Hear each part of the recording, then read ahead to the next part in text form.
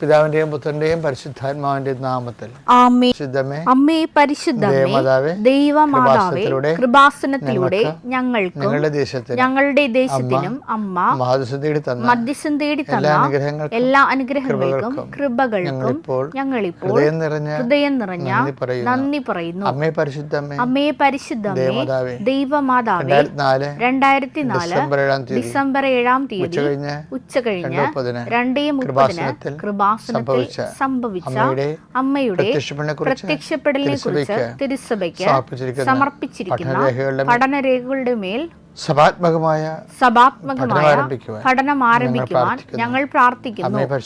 അമ്മേ പരിശുദ്ധമേ, ഭൂസ്വർലോകങ്ങളുടെ രാജ്ഞിയായ അങ്ങേയ്ക്ക് ഭൗമ സംരക്ഷണത്തിനായി പ്രപഞ്ച പ്രകൃതിയെ തന്നെ തിരുസഭ പ്രതിഷ്ഠിക്കുവാൻ ഈ പ്രത്യക്ഷീകരണം വഴി ഇടയാക്കണമേ.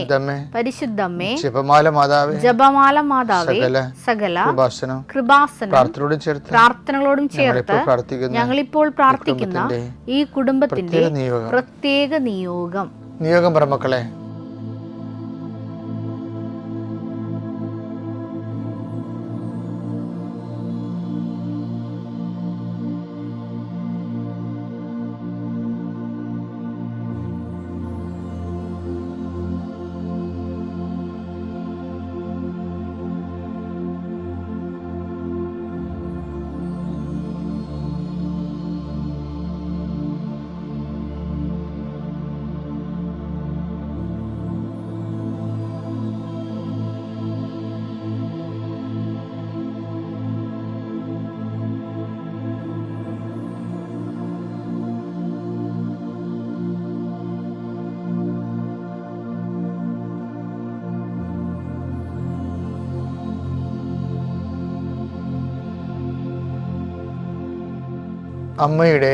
അമ്മയുടെ പ്രത്യക്ഷീകരണത്തിന്റെ ഈ അനുഗ്രഹവേളയിൽ ഞങ്ങൾക്ക് സാധിച്ചു തരുവാൻ കനിയണമേ.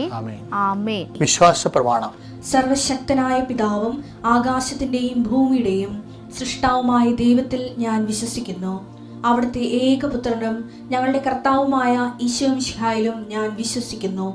ഈ പുത്രൻ പരിശുദ്ധാത്മാവിനാൽ ഗർഭസ്ഥനായി കന്യകാമറിയത്തിൽ നിന്ന് പിറന്ന് പൊന്തിയോസ് പീലാത്തോസിന്റെ കാലത്ത് പീഡകൾ സഹിച്ച് കുരിശിൽ തറയ്ക്കപ്പെട്ട് മരിച്ച് അടക്കപ്പെട്ട് പാതാളങ്ങളിൽ ഇറങ്ങി മരിച്ചവരുടെ ഇടയിൽ നിന്ന് 3-ാം നാൾ ഉയർത്ത് സ്വർഗത്തിലേക്ക് എഴുന്നള്ളി സർവശക്തിയുള്ള പിതാവായ ദൈവത്തിന്റെ വലതുഭാഗത്തിരിക്കുന്നു. അവിടെ നിന്ന് ജീവിക്കുന്നവരെയും മരിച്ചവരെയും വിധിക്കുവാൻ വരുമെന്നും ഞാൻ വിശ്വസിക്കുന്നു. പരിശുദ്ധാത്മാവിലും ഞാൻ വിശ്വസിക്കുന്നു. വിശുദ്ധ കത്തോലിക്കാ സഭയിലും പുണ്യവാന്മാരുടെ ഐക്യത്തിലും പാപങ്ങളുടെ മോചനത്തിലും ശരീരത്തിന്റെ ഉയർപ്പിലും നിത്യമായ ജീവിതത്തിലും ഞാൻ വിശ്വസിക്കുന്നു. ആമേൻ. സ്വർഗ്ഗസ്ഥനായ ഞങ്ങളുടെ പിതാവേ, അങ്ങയുടെ നാമം പൂജിതമാകണമേ. അങ്ങയുടെ രാജ്യം വരണമേ. അങ്ങയുടെ തിരുമനസ് സ്വർഗത്തിലെ പോലെ ഭൂമിയിലും ആകണമേ. അന്നു വേണ്ടുന്ന ആഹാരം ഇന്ന് ഞങ്ങൾക്ക് തരണമേ. ഞങ്ങളോട് തെറ്റ് ചെയ്യുന്നവരോട് ഞങ്ങൾ ക്ഷമിക്കുന്നത് പോലെ ഞങ്ങളുടെ തെറ്റുകൾ ഞങ്ങളോടും ക്ഷമിക്കണമേ. ഞങ്ങളെ പ്രലോഭനത്തിൽ ഉൾപ്പെടുത്തരുതേ, തിന്മയിൽ ഞങ്ങൾ രക്ഷിക്കണമേ. ആമേൻ. നന്മ നിറഞ്ഞ മറിയമേ, സ്വസ്തി. കർത്താവ് അങ്ങയുടെ കൂടെ സ്ത്രീകളിൽ അങ്ങ് അനുഗ്രഹിക്കപ്പെട്ടവളാകുന്നു. അങ്ങയുടെ ഉദരത്തിൻ ഫലമായി ഈശോ അനുഗ്രഹിക്കപ്പെട്ടവനാകുന്നു. പരിശുദ്ധ മറിയമേ, തമ്പുരാന്റെ അമ്മേ, പാപികളായ ഞങ്ങൾക്ക് വേണ്ടി ഇപ്പോഴും ഞങ്ങളുടെ മരണസമയത്തും തമ്പുരാനോട് അപേക്ഷിക്കണമേ. ആമേൻ. കർത്താവിന്റെ ഉന്നതമായ നാമത്തിന് സ്വസ്ഥം ചെയ്യുന്ന കർത്താവേ, 39 വർഷം ഞാൻ അർപ്പിച്ച കുർബാനയുടെ യോഗ്യതയാൽ കൃപാസ്ഥാനത്താരെ ജീവനോടെ പ്രത്യക്ഷപ്പെട്ട മാതാവിൻ്റെ മധ്യസ്ഥത്തിൽ വീട്, ജോലി, വിവാഹം, വെളിച്ചം, വഴികൾ, വെള്ളം, ഇങ്ങനെ ഒരു അടിസ്ഥാന കാര്യങ്ങൾക്ക് വേണ്ടി കർത്താവെ വിഷമിക്കുന്നവരുണ്ട് ഈശോയെ. വിവാഹം ഒത്തുവരാത്തവരുണ്ട് ഈശോയെ. ഒത്തുവന്ന വിവാഹം പോയതിൻ്റെ പേരിൽ സങ്കടപ്പെട്ട് നടക്കുന്നവരുണ്ട് ഈശോയെ. അതുപോലെ ഒത്തുവന്ന വിവാഹം നടത്തി കൊടുക്കാൻ വേണ്ടി സാമ്പത്തികമായ വിഷയങ്ങളിൽ ഓരോരോ വാതിലും മുട്ടിക്കൊണ്ടിരിക്കുന്നവരുണ്ട്. മുട്ടി പരാജയപ്പെട്ടിട്ട് മനസ്സും ശരീരം തളർന്ന് വീട്ടിൽ വന്ന് കർത്താവ് പരസ്പരം വഴക്കിടുന്നവരുണ്ട്. ഞാൻ അന്നേ പറഞ്ഞല്ലോ വിചാരിച്ചിട്ടുണ്ട്, നിങ്ങൾ ഒരു വഴക്കും ആരും തമ്മിലിടരുത്. കർത്താവ് നിങ്ങളുടെ കാര്യം തീരുമാനിച്ചിട്ടുണ്ടെന്ന ബോധത്തിൽ ഒരുമിച്ച് പ്രാർത്ഥിക്കാൻ കർത്താവ് നിങ്ങളെ ശക്തിപ്പെടുത്തിയിട്ട് പ്രാർത്ഥിക്കുന്നു. ഭവന നിർമ്മാണത്തിൻ്റെയും ഭവന പുനരുത്ഥാനത്തിൻ്റെയും കാര്യങ്ങൾക്ക് വേണ്ടി നിയമപരമായ തടസ്സങ്ങൾ നേരിടുന്നവരെ സംബന്ധിച്ച് പ്രാർത്ഥിക്കുന്നു. ഇൻ്റർവ്യൂവിൻ്റെ ടെസ്റ്റുകളും കർത്താവ് ഒരുങ്ങുന്നതിനെ സംബന്ധിച്ച് പ്രാർത്ഥിക്കുന്നു. ഇൻ്റർവ്യൂ ടെസ്റ്റിനും പങ്കെടുക്കുന്ന ഇന്നത്തെ പ്രത്യേക ദിവസത്തിൽ പങ്കെടുക്കുന്നവരെ സംബന്ധിച്ച് പ്രാർത്ഥിക്കുന്നു. അവർക്കെതിരെ വരുന്ന എല്ലാവിധ ചലഞ്ചുകളെയും വെല്ലുവിളികളെയും അതിജീവിക്കാനുള്ള പരിശുദ്ധ ദേവമാതാവ് സഞ്ചാരി മാതാവിൻ്റെ ശക്തി സാന്നിധ്യം അവിടെ ഉണ്ടാകണമെന്ന് പ്രാർത്ഥിക്കുന്നു. എൻ്റെ കർത്താവിൻ്റെ ഉന്നതമായ നാമത്തിൽ കൃപാസ്ഥാനത്താറെ ജീവനോടെ പ്രത്യക്ഷപ്പെട്ട പരിശുദ്ധയുടെ മാധ്യസ്ഥ നിങ്ങൾ അനുഗ്രഹിക്കപ്പെടട്ടെ. അതായത് നമ്മൾ ഈ സ്വർഗസ്ഥനായ പിതാവെന്ന് പറയുന്നത് ഒരു ശാന്തമഹാസമുദ്രം പോലെയാണ്. അതേപോലെ തന്നെ അറ്റ്ലാന്റിക് സമുദ്രവും. സ്വർഗസ്ഥനായ പിതാവിൽ അറ്റ്ലാന്റിക് സമുദ്രം, ദൈവാനുഭവത്തിൻ്റെ അറ്റ്ലാന്റിക് സമുദ്രമുണ്ട്, ശാന്തമഹാസമുദ്രമുണ്ട്. അതാണ് എനിക്ക് കുഴപ്പം തോന്നിയിരിക്കുന്നത്. അത് അത്രയ്ക്ക് മനോഹരമാണ്. കാര്യം നമുക്ക് എത്ര ഓരോരോ ദിവസങ്ങളിൽ ഓരോരോ രൂപഭാവങ്ങളിലൂടെ സ്വർഗസ്ഥനായ പിതാവ് നമ്മളെ ഇങ്ങനെ ബലപ്പെടുത്തുകയും ശക്തിപ്പെടുത്തുകയും സംരക്ഷിക്കുകയും നമ്മളെ ഹുക്ക് ചെയ്ത് കൊണ്ടുപോവുകയും ചെയ്യും.